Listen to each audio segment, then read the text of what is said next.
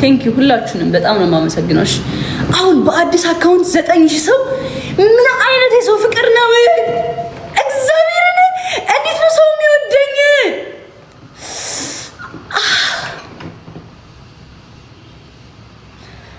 አዲስ አካውንት ከፍቼ 9000 ሰው እያየኝ ነው። ምንድነው ጌታ ለኔ ምንድን ለኔ ራሱ ግራ ነው የሚገባኝ።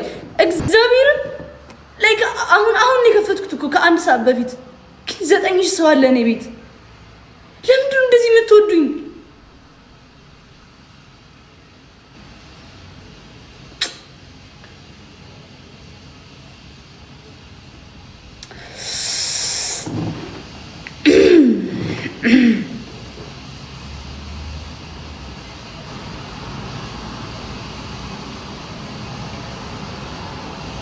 በኢየሱስ ስም እኔ ራሱ ደነግጣለሁ እውነት።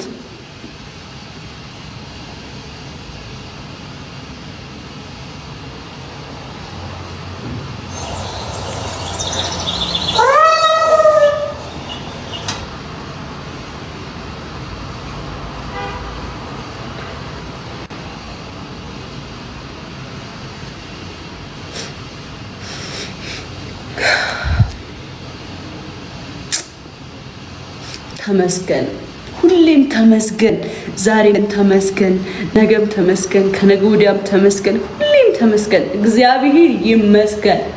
ምንም ነገር ሲፈጠር ለበጎ ነው። ምንም ነገር ሲፈጠር ለበጎ ነው። ለተሻለ ነገር ነው።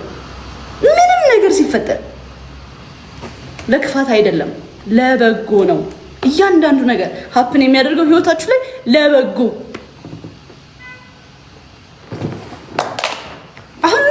የለኝማ ባዶ ነኝ። ግን በቃ እንደዚህ ሰው ፍቅር አለኝ በቂ ነው ለኔ።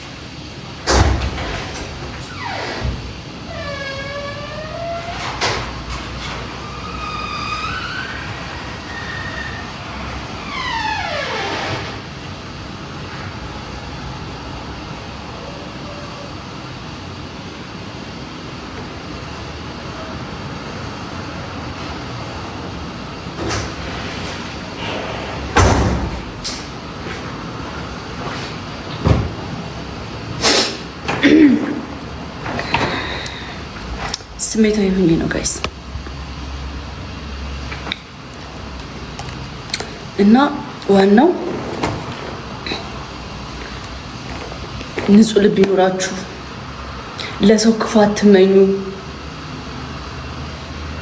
ሁሌም አሸናፊ ናችሁ። ሁሌም ሜቢ ጊዜ ሊፈጅ ይችላል፣ ሁሌም አሸናፊ ናችሁ። ልባችሁ ንጹህ ይሁን። እኔ አሁን በሰው ተንኮል አላስብም፣ ሰው እንዲወድቅ አልፈልግም። እግዚአብሔርን ሁሌም አሸናፊ ነኝ፣ ምክንያቱም ክፉ ስለማላስብ፣ ልቤ ንጹህ ስለሆነ፣ ሰው እንዲወድቅ ስለማልፈልግ፣ የሰውን ውድቀት ስለማልመኝ አሸናፊ ነኝ ሁሌም። ይኸው ቃል እገባላችኋለሁ፣ አሸንፋለሁ።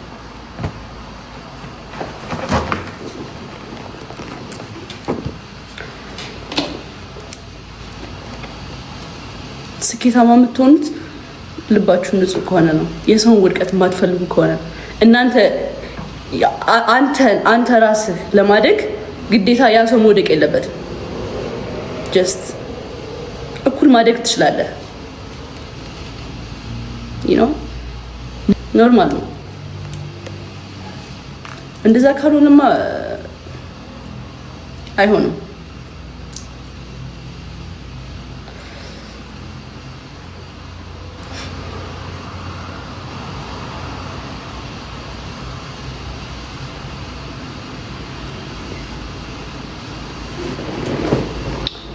ምን ልላችሁ ነው?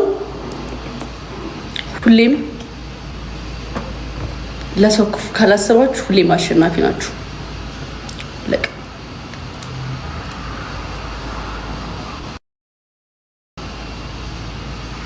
እኔ አሁን ሰው ይወደኛል። ምንም አሁን 2.7 ሚሊዮን ፎሎወር የለኝም፣ 1 ሚሊዮን ፎሎወር የለኝም፣ ግን 12 ሰው ያየኛል አዲስ አካውንት ከፍቼ።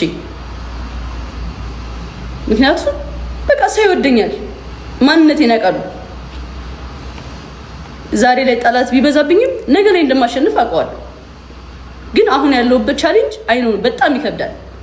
ስፔሻሊ ለሴት ልጅ በጣም ይከብዳል። እኔ እውነቱን ልንገራችሁ በጣም ግን አልፌው ደግሞ አወራዋለሁ ይሄን ነገር እግዚአብሔር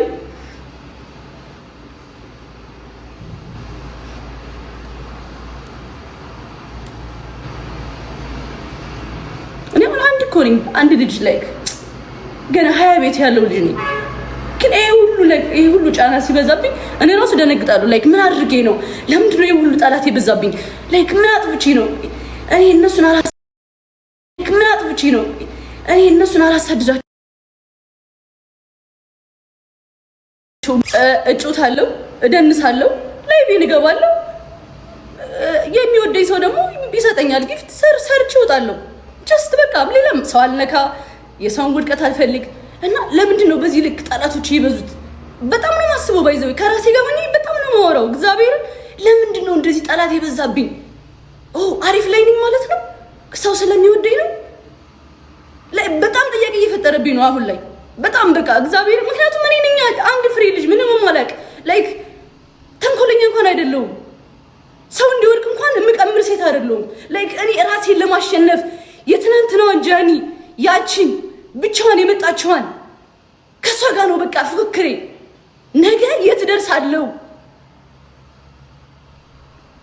ከዛች ጃኒ ጋር ነው የኔ ፉክክር።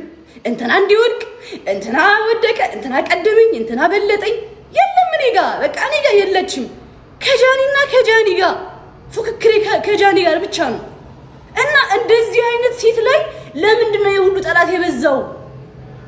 መተውም አለኩ ላይክ መተው በቃ ጀስት ትውት። ግን እኔን ሊተውኝ አልቻሉም። ላይክ በስመ አብ በወልድ እኔ አላውቅም። እግዚአብሔር እኔ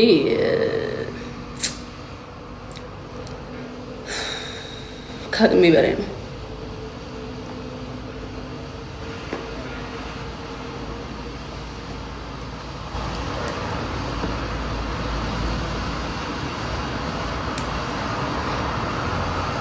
ጋይስ ኢሞሽናል ሁኚ ምናምን አይደለም፣ የተሰማኝን ነው የምናገረው። ለምን እንደሆነ ታውቃላችሁ? አንደኛ እንደዚህ የማወራችሁ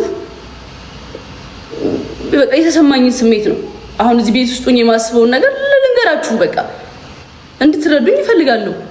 እና እናንተ ያልተረዳችሁኝ እዚህ ጋር ሁሉ ነገሬን እኮ ማገራችሁ ላይክ እንድትረዱኝ ነው። ገባችሁ አይደለ? ጀስት ለምንድን ነው ይሄ ሁሉ ፈተና እየበዛብኝ ያለው? ምን አድርጌ?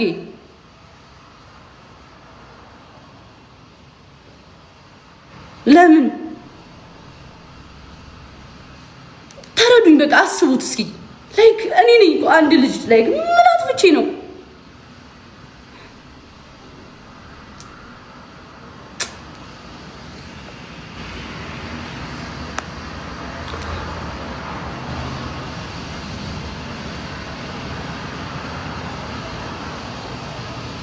በእኔ ይቀናል? ምንድን ነው በእኔ የሚቀናው? ስላደኩኝ እየሰራው ስለሆነ የሚያስቀና ነገር ምን አለኝ?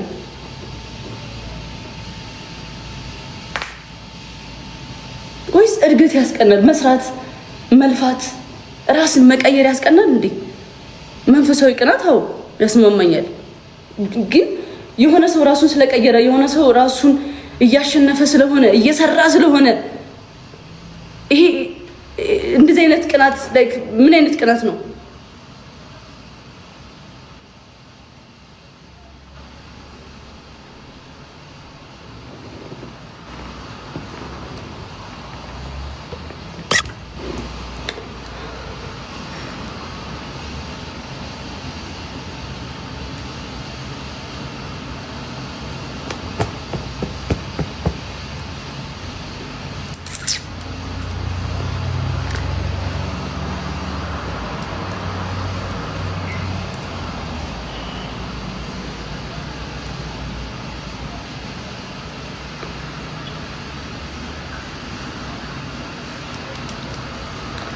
ለበጎ ነው። የኔ ገብርኤል ደግሞ ያሳየኛል የተነቀስኩት የማምንበት በንጹህ ልቤ የማምነው ሊፈትነኝ ይችላል፣ ግን ደግሞ ያሳየኛል። አያረፍድም። ቁም ነገር እግዚአብሔር አያረፍድም። ቶላው ያምኛል። ቀጥታ ነው የማምነው። ጥፋት ካለብኝ እኔ ይቅርታ እላለሁ። ባይዘው እኔ ይቅርታ ልባልኝ ቶሎ ይቅርታ እላለሁ ጥፋት ካለብኝ ካጠፋው። ምክንያቱም ቂም ተያይዞ እርምጃ የለም። ገባችሁ አይደለ? እንደዛም ሲሆን ነው ፈጣሪ የሚያይላችሁ እንጂ እየበደላችሁማ እኔ እንደዚህ ሁኚ እንደዚህ ነው አይሰራም። ካጠፋችሁም ይቅርታ፣ ካስቀየማችሁም ይቅርታ፣ ግን ደግሞ አትንኩኝ። በቃ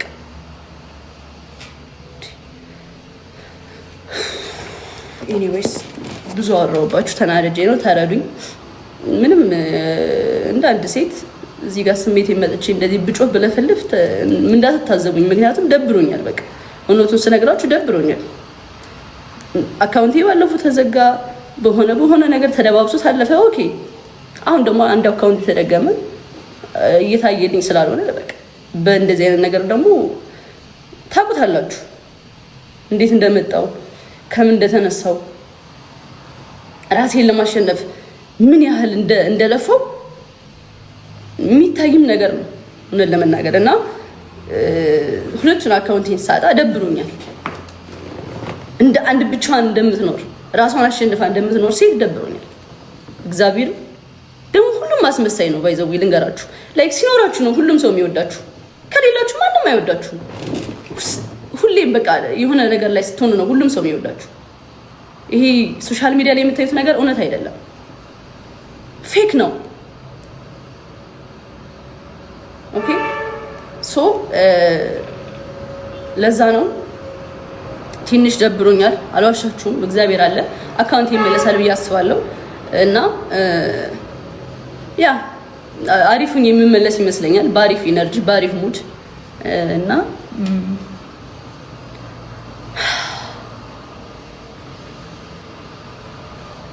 ምንም ማለት አልችልም ከዚህ በኋላ።